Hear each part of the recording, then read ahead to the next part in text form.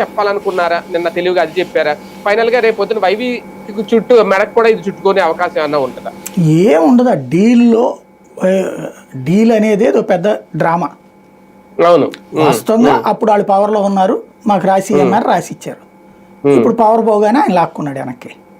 Simple logic. మన court ఏమడిగింది? అది విక్రాంత్ రెడ్డికి బెయిల్ ఇస్తా. ఆ రోజు నువ్వు కోర్టుకి ఎందుకు రాలా?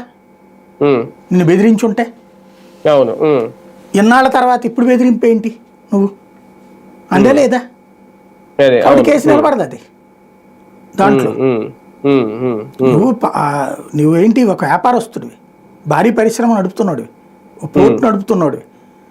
నీ నుంచి బలవంతంగా గుంజుకుంటే నీకు బోల్డ్ ప్లాట్ఫామ్ ఉంది కదా.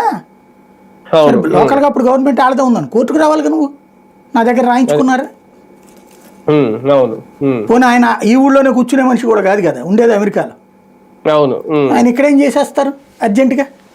అదే కదా. కాబట్టి ఇక్కడ ఎవరి స్వార్థం వాళ్ళకుంది. ఇంకోటి అసలు ఆ పోర్ట్ ఎవరి దగ్గరది? రాష్ట్ర ప్రభుత్వం పోర్ట్. అది సరిగ్గా తగ్గితే ఇంకా చాలా వస్తాయి. రాష్ట్ర ప్రభుత్వ పోర్టుని ప్రైవేట్ వాళ్ళకి ఎట్టిచ్చారు అసలు? అదే కదా, జరిగింది అదే.